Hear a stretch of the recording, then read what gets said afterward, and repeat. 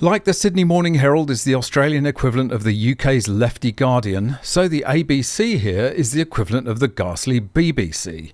High on the smell of its own climate change farts, it is the propaganda wing of the Australian Greens Party, plugging all the usual trendy right-on causes, from asylum seekers to Aboriginal rights to trans issues, and of course, climate alarmism and net zero. And living in its latte-sipping urban bubble, it cannot understand why the great unwashed, i.e. normal Aussies, don't love EVs as much as they do.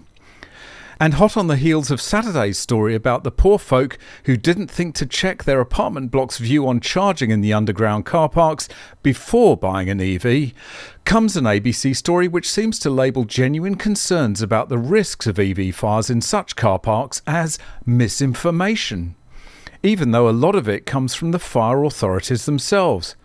Hey, what do they know? Naturally, the ABC is doing what it does best, spouting propaganda for the government, playing down those risks to encourage the ignorant masses into buying EVs.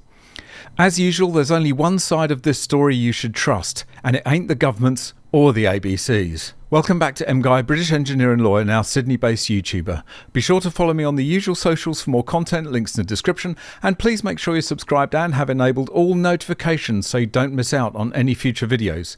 And if you'd like to support this channel, why not buy me a coffee? Click the link in the description or scan the QR code on screen.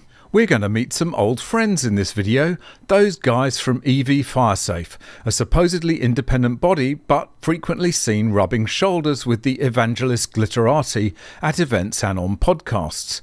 You remember, the ones who say publicly on their website that they don't like social media influencers or right-wing organisations using any of their material.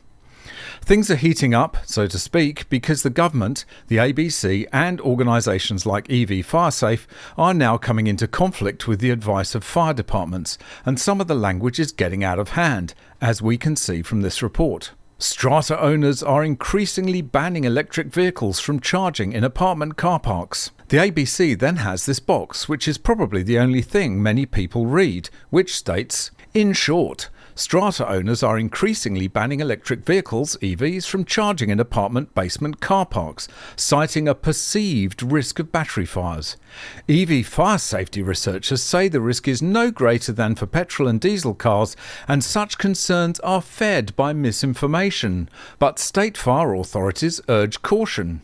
Wow, so the view that is being put by the fire authorities is being conflated with social media misinformation to discredit the message. And then this. What's next? Strata committees blocking EV charging may slow the uptake of EVs and make it harder for Australia to meet its emission reduction commitments. Yeah, of course, that's all that matters. Australia can't meet its emission reduction commitments. How about preserving the safety of residents in an apartment block? Who cares about that? The ABC clearly doesn't, especially when the future of the planet is at stake.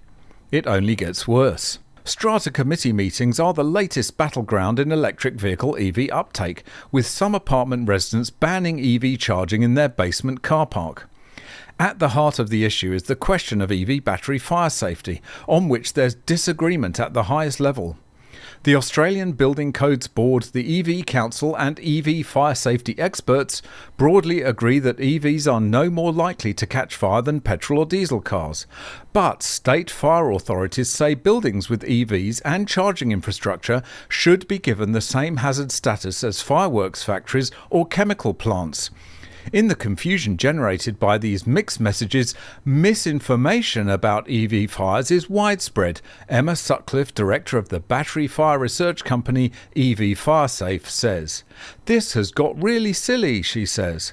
She hears from EV owners blocked from charging in strata complexes about once a week, somewhere along the lines on social media where misinformation thrives.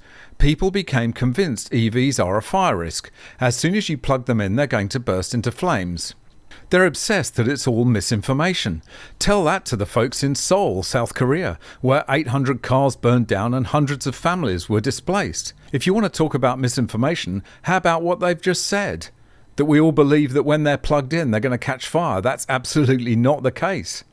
Then there's the usual sob story of some poor EV owner who's been banned from charging in the car park, which we'll gloss over, but the key point here is that whilst the risk of an EV fire might be very low, the consequences can be catastrophic. The fire departments understand this, of course. In 2022, the National Council for Fire and Emergency Services, AFAC, proposed buildings with EVs and EV charging equipment should be a special hazard under the National Construction Code and therefore need a higher level of fire protection than is now required by law. The special hazard designation is typically used for buildings storing flammable materials. EV groups push back with data showing road-registered EVs are no more likely to catch fire than cars with an internal combustion engine. The Australian Building Codes Board, which oversees the National Construction Code, clarified that the special hazard provision should not apply to cars. State Fire Services, meanwhile, endorsed AFAC's position. Fire and Rescue New South Wales, for instance, recommends EV parking and or charging be located in open air or otherwise protected by an automatic fire sprinkler system. Buildings without this are unlikely to be certified by a fire safety engineer. Again, the advocacy groups miss the point. The cars may not be more likely to catch fire, but if and when they do, the effects can be far, far worse. You don't get blowtorch-like jets of high-temperature gases emanating from a regular car fire, like you do from an EV fire, and water will generally extinguish a regular car fire. EV fires are anything but regular fires. Unfortunately, we've got the government, the ABC and advocacy groups who know nothing about fire safety, drowning out the actual fire experts. The AFAC summarised the key point, which the article fails to acknowledge or address. AFAC CEO Rob Webb told the ABC in a statement, fire authorities are fully supportive of a safe and thoughtful shift towards renewable energies, but they have to consider the worst case scenarios with EVs. Rather than asking if a battery might fail, fire authorities must plan for the consequences when one does fail, he said. The hazards associated with incidents involving EVs, such as thermal runaway, high voltage energy and hazardous materials, can have extreme consequence for people who interact with them. Exactly right. The rest of the article goes on to talk about how rare EV fires are compared to ICE cars, and I intend to do a video on this subject at some point because the data is highly suspect. But taking the UK as an example, the number of ICE fires are vastly inflated compared to the actual data. If you Google number of car fires in the UK, you get this kind of figure from honestjohn.co.uk. How many electric cars caught fire in 2022? In the UK, there are roughly 100,000 car fires every year. Electric car fires make up a fraction of this figure. Yikes, 100,000 car fires every year, that's over 270 fires every day. That's an awful lot of fires. Yes, it would be if it were anywhere near true. If you look at the government records, in 14 years of data, there were just under 300,000 car fires, which equates to 21,000 a year, barely a fifth of the consensus figure. And it doesn't stop there, because over half of those were started deliberately, as so many of these fires are connected with criminal activity. So now we're down to barely 10,000 a year, 1/10 of what we're led to believe the true figures are. As I say, I will do a further video on this at some point in the future, as the figures on this are fudged beyond belief. But for the purposes of this video, even if we assume that EVs are less likely to catch fire than ICE cars, at what point do you say the risk is worth accepting? Even if one EV catches fire in an underground car park, it could do enormous damage without proper fire suppression systems. Are we prepared to live with that?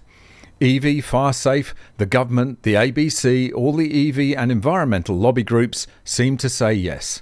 But unfortunately, I'm going to trust the fire experts themselves, and they say, hell no.